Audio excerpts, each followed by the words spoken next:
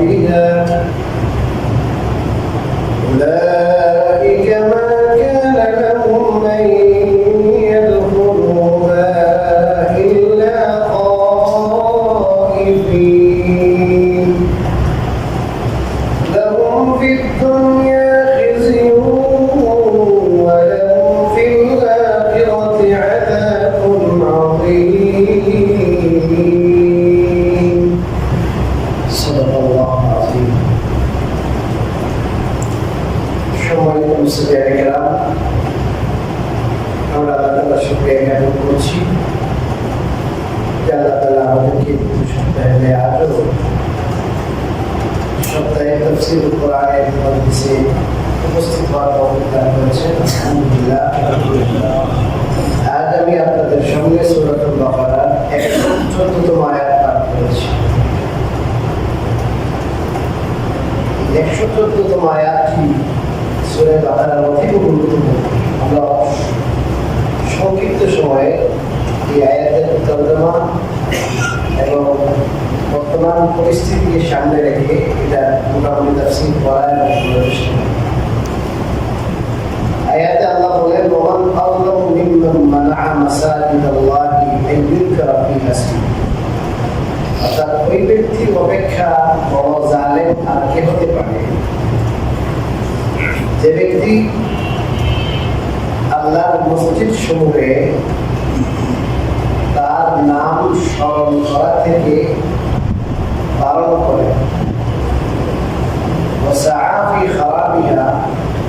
এবং সেগুলো বিরাম করার জন্য প্রয়াসী হয়। أولئك ما كان لهم أن يدخلوها إلا خائفين। তাদের জন্য সঙ্গত নয় যে তারা সেখানে প্রবেশ করবে, তবে খায়ফিন ভীত অবস্থায়। وفي الدنيا خزي তাদের জন্য রয়েছে দুনিয়াতে লাঞ্ছনা। ولهم في الآخرة আর রয়েছে তাদের জন্য আখিরাতে আযাবুন আযীম, কঠিন শাস্তি। এর আগে আল্লাহ রাব্বুল আলামিন ইহুদিদের এবং খ্রিস্টানদের পাল্টাপাল্টি দাবি সম্পর্কে বলেছেন। সবাই বলে, ইহুদিরা বলে আমরা জান্নাতি, খ্রিস্টান বলে আমরা জান্নাতি। আবার ইহুদিরা বলে খ্রিস্টানদের কোনো ভিত্তি নাই, খ্রিস্টানরা বলে ইহুদিদের কোনো ভিত্তি নেই। মানে জান্নাতের ইজারাদার আর কি, জান্নাতের ঠেকা নিয়ে নিচ্ছে। আল্লাহ রাব্বুল আলামিন এবার এই আয়াতে বলছেন যে তারা তো সবাই এমন দাবি করছে যে যেন তারা জান্নাতে ইজারা নিয়ে নিয়েছে আর জান্নাতে কেউ প্রবেশ করবে না। অথচ তাদের অবস্থা যে আল্লাহর ঘরে যারা ইবাদত করে, আল্লাহর নাম নেয়, জিকির করে, এটা কিন্তু দুনিয়ার কোনো বাজার না। এটা আল্লাহর ঘর, এটা আল্লাহর ইবাদতের ঘর, আল্লাহর জিকিরের ঘর, তেলাওয়াতের ঘর। এখানে শুধু আল্লাহকে দিক কথাবার্তা, সবকিছু আল্লাহকে দিক, দুনিয়াকে দিক কিছু নাই। এখানে ইবাদতের জন্য মানুষ আসে, যে ইবাদতের মাধ্যমে জান্নাত পাওয়া যায়,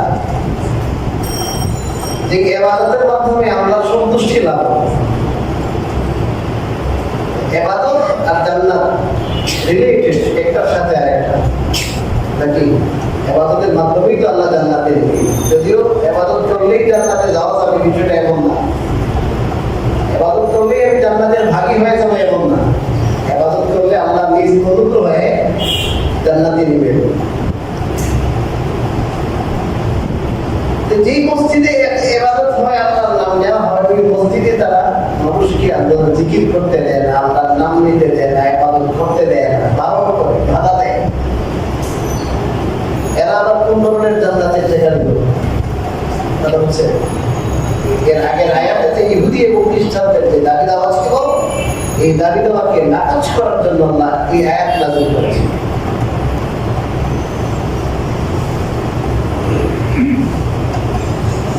আপনারা জানেন আক্রমণ হয়েছে। আব্রাহা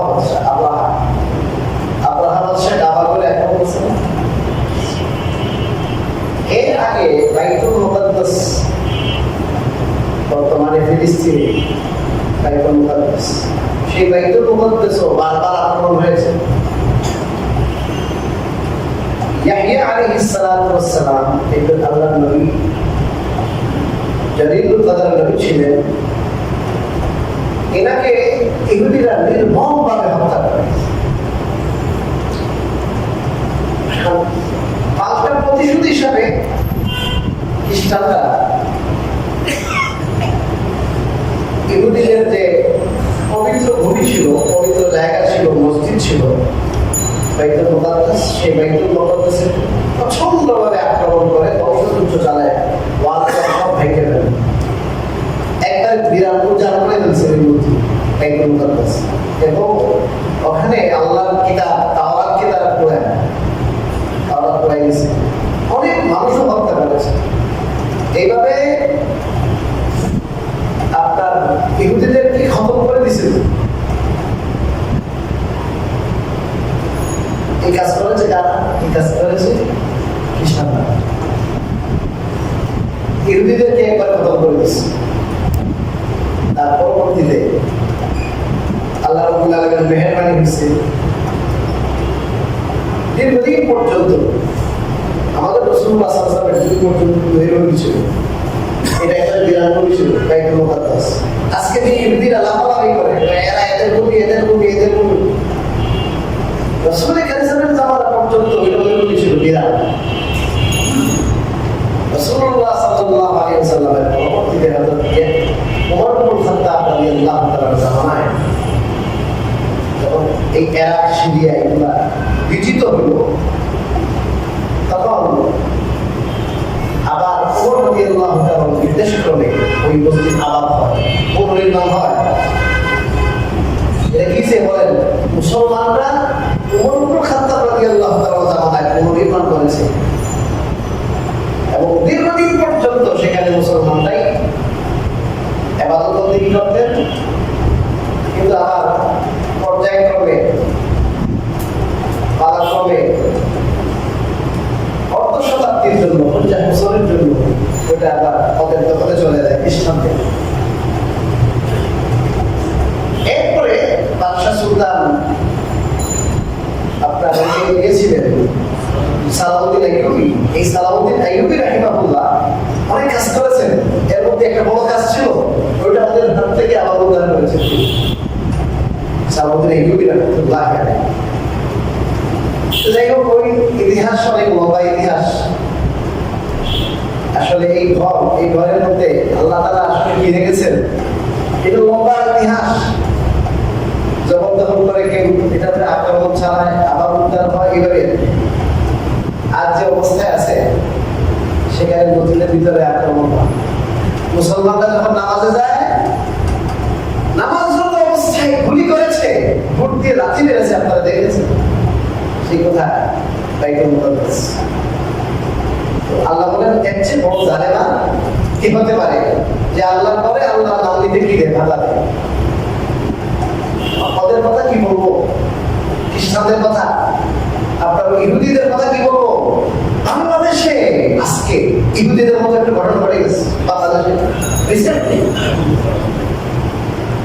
আরে আশ্চর্য হয়ে গেছে, এমন ঘটনা কল্পনা করতে পারি। বয়ান করতেছে, বয়ানের মাঝে এসে এই স্বৈর শাসক, কথিত স্বৈর শাসকের আপনার একদম দালাল, ওনার সুবিধা ভোগী। উনি এতদিন আত্মগোপনে ছিলেন, কোথায় চলে গেলেন। আমি যদি এখানে আপনার না আসি, আমি কোমরায় চলে যাই, আর মাসখানেক আগে বলেছি পুলিশ আমি তো যাবো, ওনাকে বলেছি আমি যাবো, আমি আসতে পারবো না, এখন কি করা, দায় দায়িত্ব আছে না।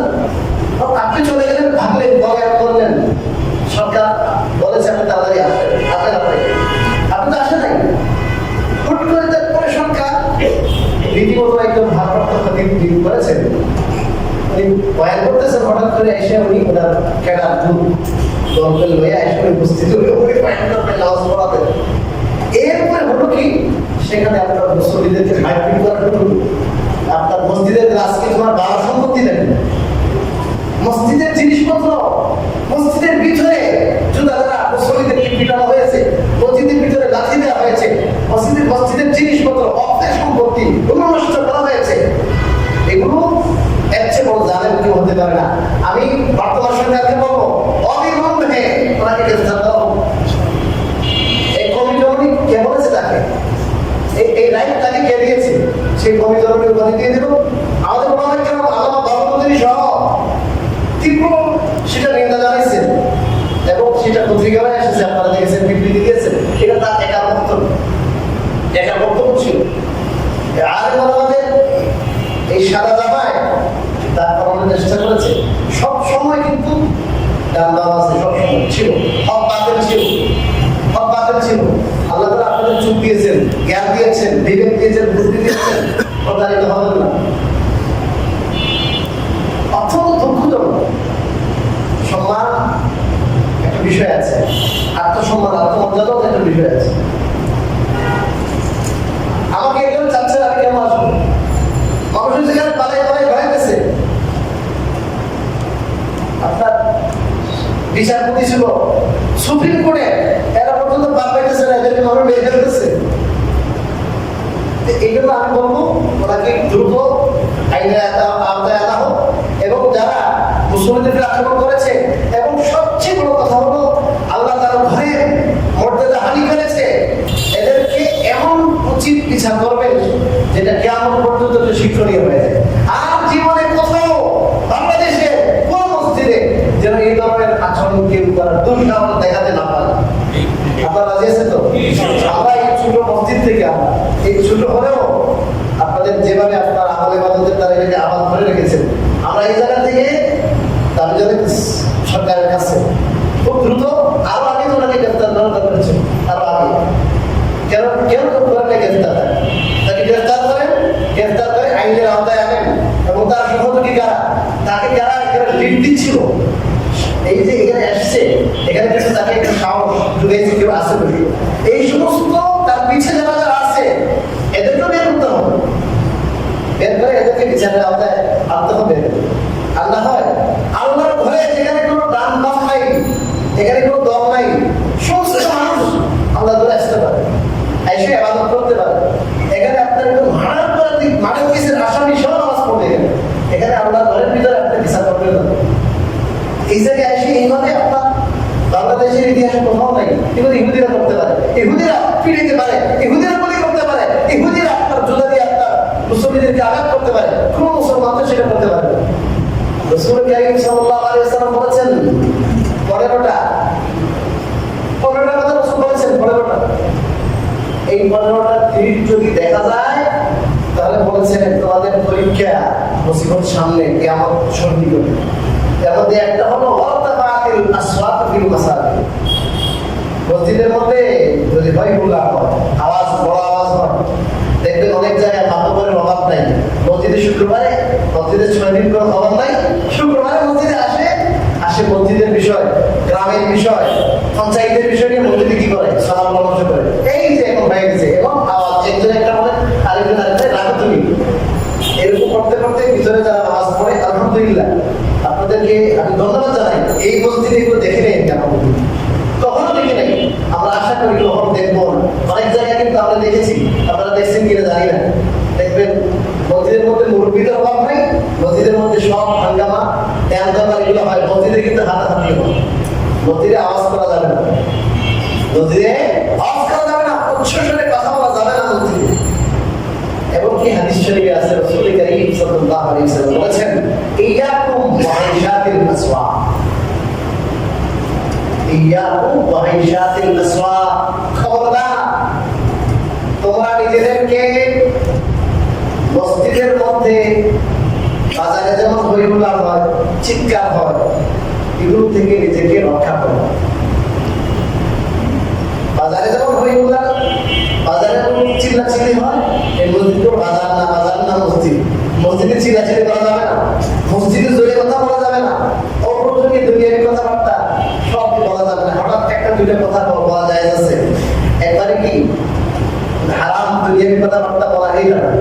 আপনি প্রয়োজনীয় একটা কথা দুইটা কথা বলেন, কিন্তু একটা লাগাতার বলতেছেন যে ভাই গরম লাগতেছে আসেন মসজিদের ভিতরে এসে আমরা কি বলি, কথা বলি, কথা বলে আপনার ব্যবসায়িক করা, কথা বলো আপনার পারিবারিক কথা, সেটা মসজিদ বলা যাবে না। কিন্তু আপনি মসজিদে এসেছেন ইবাদতের জন্য, মসজিদে এসেছেন তেলাওয়াতের জন্য, মসজিদে এসেছেন আপনার দ্বীনের কাজের জন্য, তো সেখানে আপনার একজনের সাথে দেখা হয়ে গেছে, একটা কথা প্রাসঙ্গিক ক্রমে আসতে পারে, সেটা বলা জায়েজ আছে, সেটা বলা কেসে বলেন জায়েজ আছে। কিন্তু গল্প বলা, লাগাতার গল্প করতে থাকা, মুখে বন্ধই হয় না, দেখবেন এতেকাপ করে কোনো মানুষ এতেকাপে পয়সা কোনো কাম নেই, এই গল্প করতেছে ফোনের পর ফোন তাছাড়া নাই। এখন আপনি যে ফোন করছেন আরেকজনের আমাদের ডিস্টার্ব হচ্ছে, জিকিরে ডিস্টার্ব হচ্ছে, আপনি যে ফোন করলেন আপনার রিংটোন বাজতেছে, আরেকজন অসুবিধা হচ্ছে, মসজিদে আসছেন আপনার টোনটা রিংটোনটা কি করেন নাই, আপনি অফ করেন নাই, এখন আপনার ফোন বাজতেছে আরেকজনের আমাদের ডিস্টার্ব হলো কিনা, আপনি এই আয়াতের কি ফেসলা পেয়ে যাবেন। এই আয়াতে যে আল্লাহ বললেন ওই ব্যক্তির অপেক্ষা বড় জালেম আর কে হতে পারে যে আল্লাহর করে আল্লাহর নাম নিতে বাধা দেয়। তা আপনি তো বলেন নাই মুখ দিয়ে, আপনি তো মুখ দিয়ে বলেন নাই, বাধা দেন নাই, পেটান নাই, কিন্তু আপনি এমন ভাবে চিন্তা করছেন, অথবা এমন ভাবে কথা বলছেন, অথবা আপনার মোবাইলে এমন ভাবে শব্দ হচ্ছে, রিংটোন বাজতেছে, যে কারণে অন্যের জিকির করতে কি হচ্ছে, বাধা হচ্ছে। এগুলো আমাদের খেয়াল করা দরকার। এভাবে এখন গরমের সিজন, তফসিল বুঝতে হবে বর্তমান প্রেক্ষাপট অনুযায়ী। গরমের সিজন, সারা রাত কারেন্ট ছিল না, আধা রাত কারেন্ট ছিল না, ঘেমে গেছে, শরীর গন্ধ হয়ে গেছে, এখন গন্ধ হয়ে গেছে, এখন নিজে বুঝতে পারতেছে না, ততক্ষণ মানুষের অনুভূতি খুব কম, শেষ খুব কম, এসে গেছে, এখন মসজিদে গন্ধ, দরজা জানালা সব বন্ধ, এসি ছাড়া, এটা কিন্তু খুব খারাপ। অথবা দাঁত ক্লিন করে নেই, বন্ধ করতেছে। এই জন্য হাদিস শরীফ রাসূল কারীম সাল্লাল্লাহু আলাইহি ওয়াসাল্লাম বলেছেন, কেউ যদি পেঁয়াজ এবং রসুন, কাঁচা পেঁয়াজ রসুন খায়, সেজন্য মসজিদের দ্বার কাছে না আসে। এই হাদিস থেকে কি বুঝলাম? মসজিদের দ্বার কাছে আসবে না কেন? আল্লাহ রাসূল দুনিয়াতে এসেছেন মসজিদে আনার জন্য, ঢুকিয়ে তাকে পাপ দূর করার জন্য, লাগানোর জন্য আসছেন। আরে মসজিদের সাথে সম্পৃক্ত করার জন্য এসেছেন, তো বললেন কেন? এই জন্য বলেছেন এখানে যারা মুসল্লি থাকবেন, আল্লাহর ইবাদত করবেন, আল্লাহর জিকির করবেন, তাদের অসুবিধা হবে। কি হবে? অসুবিধা হবে। এই জন্য জুমার দিনে রাসূলুল্লাহ সাল্লাল্লাহু আলাইহি ওয়াসাল্লাম বলেছেন, মান আতাল জুমাআতা ফালইয়াতাসি, যে জুমাতে আসবে সে যেন গোসল করে আসবে। কেন গোসল করবে? ঘটনাটা কি? রাসূলুল্লাহ সাল্লাল্লাহু আলাইহি ওয়াসাল্লাম একদিন জুমার নামাজে আসছেন, জুমা পড়াবেন, একটা বাষ্প, একটা সেন্ট লাগলো, এরকম দুর্গন্ধ হয়েছে, দুর্গন্ধ লাগছে। রাসূলুল্লাহ সাল্লাল্লাহু আলাইহি ওয়াসাল্লাম তো অনেক সুগন্ধি ব্যবহার করতেন, অনেক সুগন্ধি, মানে কোন রাস্তায় গেলে কেউ যদি নাও দেখতো বুঝতো যে এই রাস্তায় আল্লাহ রাসূল গেছে।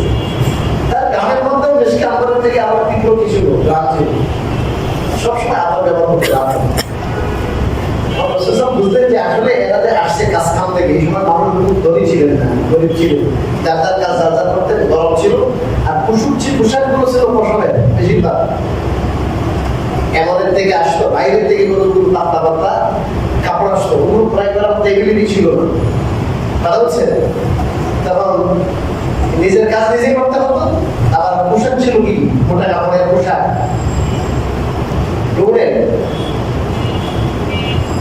এই পরের যে কি পোশাক, পশমের পোশাক, এটার কারণে দাম লেগে যেত বন্ধ। বললেন যে ঠিক আছে তোমরা সবাই গোসল করে আসবে, এই বন্ধ কম হবে। এটাও বলেছেন জুমাতে আসবা, আতর ব্যবহার করে আসতে হবে। যদি আতর না থাকে তাহলে ঘরে ব্যবহার করার যে পারফিউম আছে, স্ত্রী পারফিউম হলেও তুমি তারপরে হলো ওইটা ব্যবহার করে মসজিদে আসবে, যাতে করে মানুষের কষ্ট না হয়, মানুষের আরাম হয়, আরাম হয়। এবং বুখারীর সময় নেই আছে, বুখারীতে হাদিস আছে, তরজমাতুল বাব শিরোনাম কায়েম করেছেন ইমাম বুখারী, যে মসজিদের মধ্যে যেন সুগন্ধির ব্যবহার করা হয়। হিন্দুস্তানে কতগুলো কি পাওয়া যায়, ইন্ডিয়া ওই সময় পাওয়া যায়, এগুলো আপনার জ্বালাইলে এবং শ্রীমঙ্গলে পাওয়া যায় খুব ধুইলে এগুলো এগুলো জ্বালাইলে ওনার মসজিদে কি হয়ে যায়, এই যে আগরবাতির মতো আর কি, আগরবাতি তো এগুলো নিম্নমানের। আসল যে আগর, সেই আসল আগর যেগুলো পাওয়া যায় শ্রীমঙ্গল মৌলভীবাজারে অনেক দামি, সেগুলো যদি একটু জ্বালাই দেন দেখবেন ফুল মধ্যে কি হয়ে গেছে, গ্রাম হয়ে গেছে। এইভাবে আমরা সবে বরাত আসলে সবে কদর বিভিন্ন সিজনে একটু কি করে মসজিদকে একটু সুগ্রাম করার চেষ্টা করা হয়। এটা 12 মাস সুন্নাত, কি 12 মাস সুন্নাত, যাতে করে মানুষ আসার সাথে সাথে মানুষের মন মেজাজের মধ্যে একটা প্রফুল্লতা আসে। কি আসে? প্রফুল্লতা আসে। মানুষ ফুরফুরে মেজাজে আল্লাহ কি করতে পারে, ইবাদত করতে পারে। এটা দরকার। এগুলো বললাম আনুষঙ্গিক বিষয়।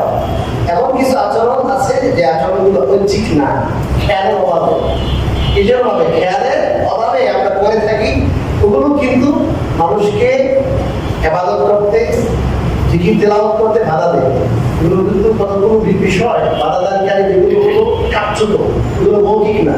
এগুলো থেকে আমরা বিরত থাকার কি করবো, চেষ্টা করবো। وسعى في خرابها سعى في خرابها মানে চেষ্টা করে সেটা বিরাট করার জন্য। এটা বোঝার দরকার। আমি বলেছি পরিস্থিতি, আর একটা মসজিদ কি করলেন, বড় মসজিদ খারাপ করা মানে এটা বিরাট করা, ধ্বংস করা। ধ্বংস করার জন্য প্রয়াস করেছে আল্লাহ বাদশা, ধ্বংস করার জন্য প্রয়াস চালিয়েছে আপনার খ্রিস্টানরা, ইহুদিরা। অনেক ইতিহাস আছে। তো বর্তমান জামানায় কিছু লোক আছে, আমাদের দেশেও কিছু আছে, এক মসজিদ হয়ে গেছে। এই মসজিদের কমিটির সাথে দেয়াল দেওয়া হয়েছে। না, আমরা এই মহল্লায় নামাজ পড়বো না, আমরা আরেক মহল্লায় কি করবো, নামাজ পড়বো। আসলে কিন্তু দুনিয়া নিয়ে সমস্যা কি দিয়ে বলেন, দুনিয়া নিয়ে কমিটির মধ্যে কি পেশ লাগিয়ে গেছে। আমার সভাপতি বানাইল না, আমার সেক্রেটারি বানিল না, তা তোমার লোকে আর নাই, আমি নিজে একটা কি দিব, কথা বলেন, মসজিদ দিব। এটা ভালো উদ্দেশ্য, নিজের আমিত্বকে প্রকাশ করার জন্য।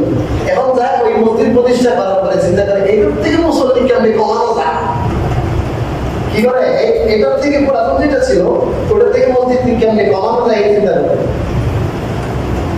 আল্লাহ ঘরের সাথে লাগছে। এরকম কিন্তু বহু জায়গায় আছে যে আমি যেটা করবো ওটা খুব ভালো এসিডিসি করে টেস্ট করে সুন্দর করে করবো, যাতে মুসল্লি সব এখানে এসে যায়, ওই মসজিদ বিরাম হয়ে যায়। এটা করা ঠিক না।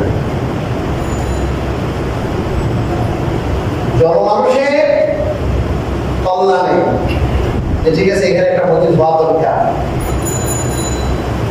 মসজিদ হওয়া দরকার, এটা যদি আল্লাহর জন্য হতে হবে, মানুষের কল্যাণে, মানুষের যে ইবাদতের সুবিধার্থে হতে হবে। কিন্তু নিজের স্বার্থের জন্য আমাকে কমিটিতে রাখে না, আমাকে কেয়ার করে না, এইরকম না। এমন যদি হয় আবার যে আমার রাখে জুমা নামাজ আদায় করেন, কালকে বলবে না তোমাকে মসজিদ তুলে দেয় করো, তাহলে তো করতে হবে, কিন্তু আমাদের কমিটিতে রাখে নাই, আমার কথা সে অ্যাকসেপ্ট করে না, অথবা আপনার কোন ধরনের কারণে মসজিদ বানায় যায়, এগুলো ঠিক না। মসজিদ বানায়া আরেক মসজিদের বিপক্ষে যাওয়া, আরেক মসজিদ বিরাম করার চেষ্টা করা, এটা কিন্তু এই আয়াতে যে আল্লাহ বলেছেন বড় জানেন, এর চেয়ে বড় কে হবে। এখানে মধ্যে কিন্তু যদিও আপনার বর্তমানে এটা বলা হয় না যে তোমার মসজিদ শেষ করে দিব, এই করে দেবো, বা আক্রমণ করা হয় না, কিন্তু কার্যত এগুলো কিন্তু অংশীদার হচ্ছে কার্যত। এরপরে আল্লাহ বলেন উলাইকা মা কানা লাহুম আন ইয়াদখুলুহা ইল্লা খাইফিন। এদের জন্য সঙ্গত নয় বা এদের কোনো অধিকারই নাই এইসব মসজিদে প্রবেশ করা, তবে বিধ সন্ত্রস্ত অবস্থা। অর্থাৎ মসজিদের মধ্যে আসবেন বিনয়ী হইয়া, লিডার হইয়া না, মসজিদে আসবেন মারমুখী হইয়া, আক্রমণকারী হইয়া নয়। মসজিদে এসে আল্লাহর ভয় অন্তরে থাকবে। কিসের ভয়? আল্লাহর ভয়। ভীত সন্ত্রস্ত হইয়া, যেটা আমি কার করে যাচ্ছি, আল্লাহর করে যেতেছি। আপনার জায়গা যদি হয়, আপনার নিজের জায়গা, অক্ষর জায়গা আপনি দিয়ে দিচ্ছেন কার জন্য? অক্ষর না, আল্লাহর জন্য দিয়ে দিচ্ছেন, শেষ কাজ। কারে দিচ্ছেন আপনি? আল্লাহরে দিচ্ছেন। এরপর যদি না আমি আল্লাহরে দেওয়ার পর না আমি না, এটা কার্টুন অফ হয়ে গেছে আল্লাহর জন্য। এবং সব মসজিদ মুসল্লিরা আসবে, সবার হক সবার দাবি এখানে থাকবে, সবাই মিলে কাজ করবে। ভিতর সন্ত্রস্ত অবস্থায় তারা এখানে প্রবেশ করবে, কিন্তু তারা এর উল্টা কি করবো? তার অস্ত্র শস্ত্র সজ্জিত ভাইয়া এখানে আসলো, মানুষকে মারলো, আপনার তাওরাত পড়াই দিল, ওয়াল ভেঙে দিল, ধ্বংসযজ্ঞ চালাইল। এটা উচিত হইল আল্লাহর করে? বলেছেন এটা আল্লাহ সূক্ষ্মভাবে ইঙ্গিত করলেন যে তারা যদিও বা আজকে এই কাজ করছে, অদূর ভবিষ্যতে এমন একদিন আসবে যেই দিন তারা এই বীরত্ব এই বাহাদুরি আর দেখাতে পারবে না। সেদিন তারা এই ঘরে যদি দাখিল হয়েও প্রবেশ করেও সেদিন তারা প্রবেশ করবে বিনীত হইয়া, সেদিন তারা প্রবেশ করবে ভীত সন্ত্রস্ত হইয়া। ওই দিন তাদের ওই ক্যাপাসিটি ওই এবিলিটি আর বাস্তব তাই মুসলমানরা এটা দখল করলেন, মুসলমানরা দখল করার পরে আর নাই ইনশাআল্লাহ। অদূর ভবিষ্যতে আমরা আল্লাহর দরবারে আশাবাদী। এই ইহুদিরা এখন যেভাবে চড়াও হয়েছে ফিলিস্তিনের উপরে, স্বাধীনতাকামী মুসলমানদের উপরে, আল্লাহর ঘরে নামাজ পড়তে তাদের অনেক সমস্যা, অনেক শর্ত দাঁড়ায়, এগুলো শেষ হয়ে যাবে। কেটে যাবে। এই ঘরে কেবল মুসলমানরা ইবাদত করবে, ইহুদিরা আসবে না। আসেও যদি ভয় থাকবে তখন আমাকে ধরে নিয়ে যায়, আমাকে ধরে জবাই করে ফেলবে। ওই দিন আসবে, হাদিসে আছে, হাদিসে আছে, গাছের পিছনে ঢুকাইবে। আর ওই গাছ বলবে যে আমার পিছনে কে আছে? ইহুদি আছে, এদের ধরেন দেয়া। ওই দিন আসতেছে, একটি গাছ আছে, ওই গাছে বলবে না। শুনেছি ওই গাছ তারা চেনে, ওই গাছ প্রচুর বলে, প্রচুর সংখ্যক গাছ তারিয়ে গেছে। গাছ তারিয়ে ইহুদিরা সব জানে। এরা কিন্তু সোজা, এরা সোজা, কিন্তু হেদায়েত কপালে না থাকলে যা হয় আর কি। সব একটা মানুষ যদি ঘুমে থাকে তাহলে কি করা যায়? জাগ্রত করা যায়। আর যে মানুষ সোজা ভান ধরছে এরা কিন্তু জাগ্রত করবে না। এরা সবাই বুঝে ইসলাম কি জিনিস, মুসলমান কি জিনিস, ইসলাম হক, কোরআন হক, কোরআনের নবী হক, ফিলিস্তিনের মুসলমানরা হক, কিন্তু মানবে না। এইগুলো এদের কথা। তো যাই হোক, এই আয়াতে আল্লাহ রাব্বুল আলামিন যে কথা বললেন, এখানে আল্লাহ তাআলা ইঙ্গিত দিলেন যে এক সময় আসবে যেই সময় তারা এই মসজিদে ভীত সন্ত্রস্ত হয়েই প্রবেশ করবে। এটা আগেও বেশি সন্দেহ হবে ইনশাআল্লাহ। লাহুম ফিদ দুনিয়া খিজিয়ুন, তাদের জন্য রয়েছে দুনিয়াতে লাঞ্ছনা। দুনিয়াতে কি আছে? লাঞ্ছনা আছে, বেইজ্জতি আছে, আগে হয়েছে। বিশ্বিক কোথাও 1 ইঞ্চি জমি, 1 ইঞ্চি জায়গা বৈধভাবে এদের রাজত্ব করার জন্য নাই। এদের রাজত্বের জন্য আমেরিকার সলা পরামর্শে, আমেরিকার সাপোর্টে, আরো কিছু দেশের সাপোর্টে তারা এটা পছন্দ করেছে, এটাকে তারা ডাকাতি করেছে। এই জন্য এই রাষ্ট্রকে আমি বলি না জালাত রাষ্ট্র। এটা জালাত, অবৈধ রাষ্ট্র। এটা বৈধ রাষ্ট্র না, জালাত রাষ্ট্র। এইটা হবে যে লাঞ্ছন হয়, কোথাও কোনো কি নাই, ঠিকানা নেই।